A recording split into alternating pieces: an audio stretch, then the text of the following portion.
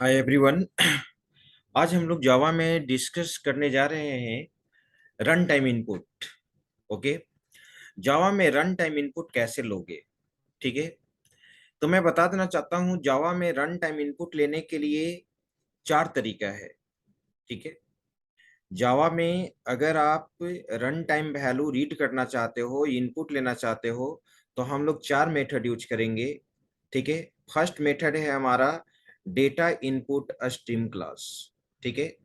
Data input stream class को use करके आप जावा में रन टाइम इनपुट ले सकते हैं। दूसरा मेथड है हमारा buffer reader. Buffer reader class को यूज करके आप रन टाइम इनपुट ले सकते हैं। थर्ड है हमारा स्कैनर क्लास। ठीक है। स्कैनर क्लास के द्वारा हम लोग रन टाइम इनपुट लेंगे। और फोर्थ है हमारा कंसोल क्लास। ठीक है। पांचवा कोई मेथड नहीं है। ओके।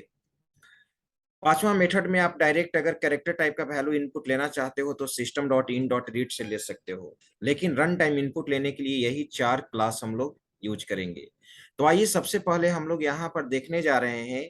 ठीक है। Use run time input using data input stream class. तो आप ये देख रहे हो डेटा इनपुट स्ट्रीम क्लास। मैंने पहले भी आपको बताया था कि जावा में पैकेज होता है, पैकेज के अंदर क्लास होता है। ठीक है। तो डेटा इनपुट स्ट्रीम जो क्लास है वो किसी न किसी पैकेज में होगा। तो डेटा इनपुट स्ट्रीम क्लास हमारा जावा डॉट आईओ पैकेज में है। जब आप डेटा इनपुट स्ट्रीम क्लास को जब प्रोग्राम में यूज करोगे तो किस पैकेज को इंपोर्ट करना होगा? जावा डॉट आईओ पैकेज को इंपोर्ट करना होगा। ओके। ठीक है। और क्लास के अंदर क्या होता है? मेथड्स। डेटा इनपुट स्ट्रीम का दो मेथड हम लोग यहाँ पे पढ़ रहे हैं। एक रीड लाइन मेथड है और एक रीड मेथड है। ठीक है। रीड लाइन मेथड के द्वारा हम लोग रन टाइम स्ट्रिंग टाइप का वैल्यू इनपुट लेते हैं। रीड लाइन हमेशा स्ट्रिंग टाइप के वैल्यू को एक्सेप्ट करता है और रीड जो हमारा होता है एक कैरेक्टर टाइप के वैल्यू को एक्सेप्ट करता है। ठीक है। तो रीड लाइन मेथड यहाँ पर क्लियर लिखा हुआ है, this method is used to input string value from console. Console से स्ट्रिंग वैल्यू को एक्सेप्ट करेगा। दूसरा चीज, यहाँ पे रीड लाइन मेथड एक एक्सेप्शन जनरेट करता है। उस एक्सेप्शन का नाम है आईओ एक्सेप्शन। जावा में कुछ ऐसे बहुत सारे मेथड्स हैं जो ऑलरेडी एक्सेप्शन जनरेट करता है। ठीक है। उस एक्सेप्शन को हैंडल करने के लिए हम लोग को एक्सेप्शन हैंडलिंग टूल्स पढ़ना होगा। ठीक है। जो जावा में एक्सेप्शन हैंडलिंग जावा का बहुत ही पावरफुल है, जिसमें हम लोग वहां पर देखेंगे। ठीक है। लेकिन अगर हम क्लास में अगर हम इनपुट लेने के लिए डेटा इनपुट स्ट्रीम यूज कर रहे हैं, रीड लाइन यूज कर रहे हैं, तो इस एक्सेप्शन को मुझे क्या करना होगा? थ्रो करना होगा। ओके। दूसरा मेट ये रीड लाइन का सिंटेक्स है, आप देख रहे हैं। रीड लाइन किस तरह का वैल्यू रिटर्न करेगा? स्ट्रिंग टाइप का वैल्यू रिटर्न करेगा। सेकेंड मेथड है हमारा रीड मेथड। ठीक है। रीड मेथड कहने का मतलब यहाँ पे मैंने जस्ट अभी कहा कि रीड मेथड कैरेक्टर टाइप का वैल्यू रिटर्न करता है, इंटीजर टाइप के वैल्यू को रिटर्न करता है। ठीक है। तो यहाँ पे हम लोग कर सकते हैं कि इस रीड मेथड का रिटर्न टाइप क्या है? इंट। ओके। रीड मेथड भी हमारा आईओ एक्सेप्शन को जनरेट करता है। ओके। तो जब भी प्रोग्राम में रीड लाइन और रीड मेथड यूज करोगे, आईओ एक्सेप्शन को क्या करना होगा? हैंडल करना होगा। अब प्रश्न उठता है कि how to implement read line method. Read line method को कैसे इंप्लीमेंट करेंगे? तो रीड लाइन मेथड को इंप्लीमेंट करने के लिए, ठीक है, सबसे पहले रीड लाइन जो डेटा इनपुट स्ट्रीम क्लास है उसका ऑब्जेक्ट बनाना होगा। तो जावा में ऑब्जेक्ट बनाने के लिए यही रूल है।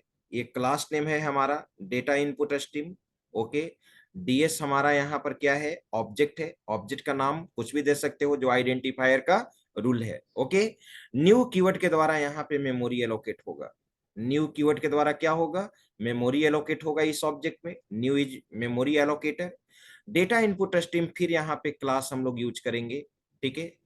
ये एक्चुअली यहाँ पे कंस्ट्रक्टर होता है, जो आगे हम लोग डिस्कस करेंगे जब ओप्स का कॉन्सेप्ट पढ़ेंगे तो।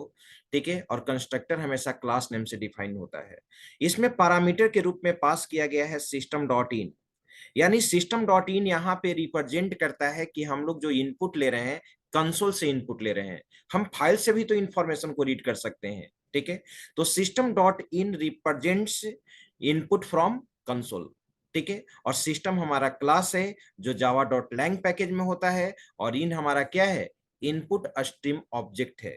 ठीक है, यानी इन इज एन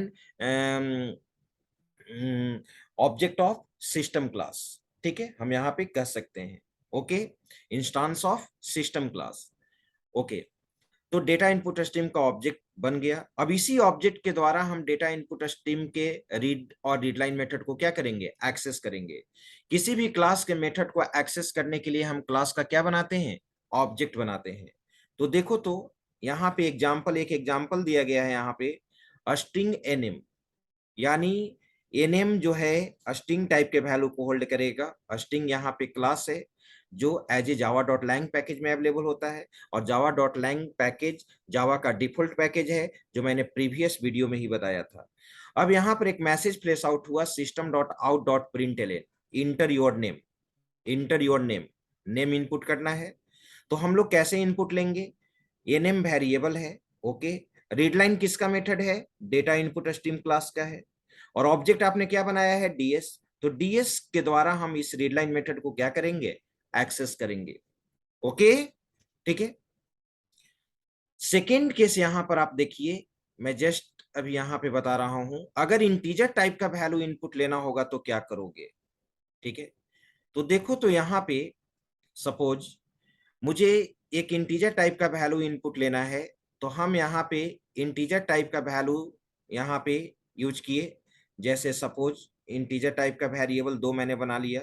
ओके, ए और बी, यहाँ पे आई स्मॉल लिखा हुआ है, इंट हमारा यहाँ पर डेटा टाइप है, कैपिटल नहीं है। Okay, system dot out println inter two numbers, दो नंबर्स इनपुट होगा। ओके, तो आप तो जानते हैं कि रीडलाइन के द्वारा जो भी इनपुट होता है वो एज ए स्ट्रिंग होता है। रीडलाइन मेथड के द्वारा जो भी इनपुट होता है वो क्या होता है, एज ए स्ट्रिंग होता है। लेकिन मुझे तो इंटीजर टाइप के वेरिएबल में इनपुट लेना है, इंटीजर वैल्यू इनपुट लेना है, तो यहाँ पे कन्वर्जन फंक्शन आपको यूज करना होगा। रीडलाइन मेथड जो स्ट्रिंग टाइप का वैल्यू रिटर्न करता है, अब उसको किस में कन्वर्ट करना होगा, इंट में कन्वर्ट करना होगा, इस इंट में कन्वर्ट करना होगा। तो यहाँ पे कन्वर्ट करने के लिए पार्स इंट मेथड होता है, ठीक है। कैसे, पाइथन में जब आप इनपुट लेते हो, ठीक है, इनपुट फंक्शन के द्वारा, तो बाय डिफॉल्ट स्ट्रिंग होता है, आप इंट फंक्शन के द्वारा कन्वर्ट करते हो, फ्लोट फंक्शन के द्वारा कन्वर्ट करते हो कन्वर्जन फंक्शन में। तो उसी तरह से रीडलाइन के द्वारा जो इनपुट होता है वो एज ए स्ट्रिंग होता है, और वह स्ट्रिंग को इंटीजर में कन्वर्ट करना है तो पार्सिंट मेथड यूज करते हैं। और आप जानते हो कि जावा में जो भी मेथड्स है वो किसी न किसी क्लास में होता है। तो पार्स इंट जो यहाँ पर मेथड है, वो मेथड किसका है, इंटीजर क्लास का है, ठीक है। इंटीजर क्लास हमारा यहाँ पर क्या है, रैपर क्लास है। इंटीजर क्लास हमारा यहाँ पर क्या है, रैपर क्लास, जो आगे हम लोग डिस्कस करेंगे। इसी इंटीजर क्लास का पार्स इंट क्या है, मेथड है, जो स्ट्रिंग वैल्यू को किस में कन्वर्ट कर देगा, इंटीजर में। एक चीज और मैं बताना चाहूंगा, अभी आप देख रहे हो, मैंने अभी जस्ट बताया कि किसी भी क्लास के मेथड को एक्सेस करने के लिए ऑब्जेक्ट यूज करते हैं। डीएस तो हमारा ऑब्जेक्ट है यहाँ पे, और रीडलाइन मेथड है और ऑब्जेक्ट के द्वारा एक्सेस हो रहा है। पार्स इंट भी मेथड है, पार्स इंट भी हमारा यहाँ पर मेथड है, लेकिन ये क्लास के द्वारा एक्सेस हो रहा है। ऐसा क्यों, तो मैं बता देना चाहता हूं कि किसी भी क्लास का मेथड, कुछ मेथड्स स्टैटिक भी हो सकता है, कुछ मेथड नॉन स्टैटिक भी हो सकता है। अगर आप सी प्लस प्लस पढ़े होंगे तो आप देखे होंगे किसी भी क्लास का जो स्टैटिक फंक्शन होता है वो क्लास नेम के द्वारा एक्सेस होता है, ठीक है। और नॉन स्टैटिक जो फंक्शन होता है, मेथड होता है, वो ऑब्जेक्ट के द्वारा एक्सेस होता है। तो रीडलाइन हमारा एज ए ऑब्जेक्ट है, सॉरी, रीडलाइन हमारा यहाँ पर as a non static method है, इसलिए डायरेक्ट डीएस के द्वारा, ऑब्जेक्ट के द्वारा एक्सेस हो रहा है। और पार्स इंट किस नेचर का मेथड है, स्टैटिक नेचर का मेथड है, ठीक है। और स्टैटिक नेचर के कारण ये पार्स इंट को हम किसके थ्रू एक्सेस कर रहे हैं, इंटीजर के थ्रू हम लोग यहाँ पर एक्सेस कर रहे हैं। ओके, इंटीजर क्लास के थ्रू ये एक्सेस हो रहा है, क्लियर है।